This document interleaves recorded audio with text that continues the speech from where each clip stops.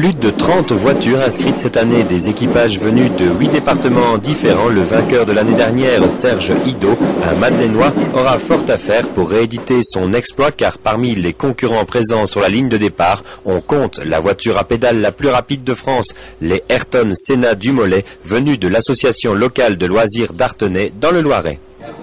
C'est très dur, les concurrents sont forts cette année? Cette année très très fort, il y a plusieurs champions de France, ils sont 4, moi je suis seul, alors ça va être très très dur. Vous faites tout seul? Toujours tout seul, oui. Oh, pas d'équipe. Pardon? Pas d'équipe? Pas d'équipe, non. Enfin, mes élèves qui m'encouragent. Vous êtes professeur? Voilà, professeur au Collège France de la Madeleine. Et après le tour de chauffe, c'est le départ. Serge Hidot occupe la tête durant les premiers tours de course où il doit s'incliner face au Dauphin, champion de France, le numéro 122, pour qui c'est la course en tête. Le secret de leur réussite, de l'entraînement, du courage, de l'astuce, jugez plutôt. À force, nous ça fait quand même depuis 6 ans qu'on a commencé à faire des voitures à pédale. Bon, et puis à force de voir des voitures tourner, on a voulu être performant au niveau de la vitesse.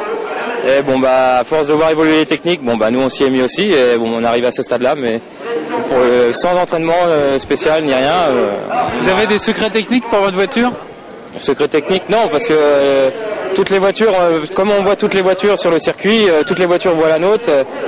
On n'a pas de secret à se faire. Un choix spécial dans les matériaux de construction? Non, c'est des matériaux tout à fait normaux, de la ferraille, du plastique. Il n'y a pas un entraînement spécial? L'entraînement on peut y faire, mais comme je vous dis, tout le monde peut le voir, tout le monde peut le faire l'entraînement. C'est la première fois que vous participez à la Madeleine? À la Madeleine, oui.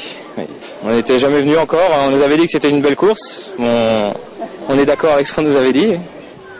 La pluie joue un moment les troubles fêtes, mais cela ne ralentit en rien l'ardeur des concurrents, ni la curiosité des spectateurs qui ceinturent le circuit. La fête bat son plein et le soleil revient pour la démonstration des vélos acrobatiques de Butgen.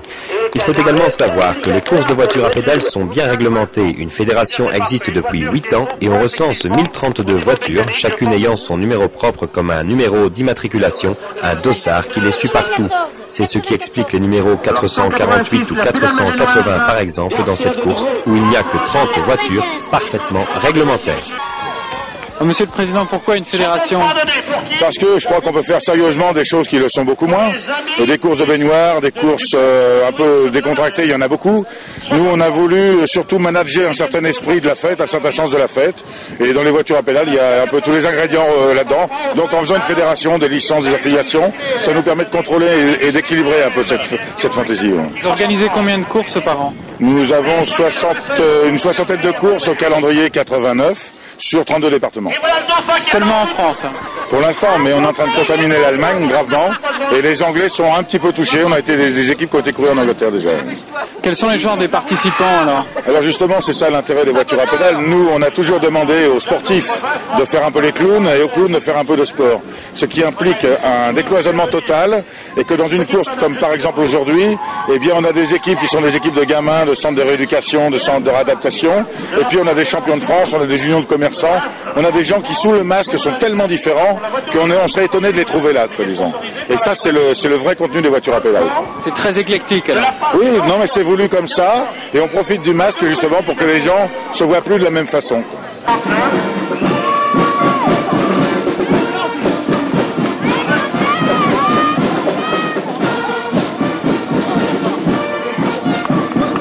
Vous avez combien de temps pour récupérer? 6 minutes. 6 minutes pour récupérer. C'est dur? Très dur. Ouais. Vous avez quelques tours d'avance? On doit être dans les 8-9e là. Et c'est pas mal. Vous refaites votre maquillage souvent? Quand on peut. On refait tout pour justement avoir une bonne esthétique pour plaire à tout le monde, quoi. Vous faites cette course pour gagner ou simplement pour participer? D'abord le plaisir. Puis après, si on peut faire mieux, on fait mieux. Vous disputez beaucoup de courses par an? Une dizaine à peu près. Le déguisement, ça veut dire quoi? Ça veut dire qu'on est indien et qu'on veut montrer que les Indiens, ils peuvent être là encore. Vous venez de quelle région? Artenay, dans le Loiret. Il y a beaucoup d'Indiens dans le Loiret? Il y a nous.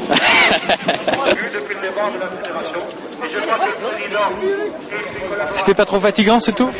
C'est dur. Vous faites combien de tours? Un tour pour l'instant. Mais un tour à bloc. Un tour chacun? Oui. Il y a une stratégie dans les virages? irai le plus court possible et le plus vite possible. Et le plus vite possible, c'est la recette du Dauphin numéro 122, champion de France et vainqueur de cette 6e Coupe du Nord de voiture à pédales. Bravo à tous et à l'année prochaine.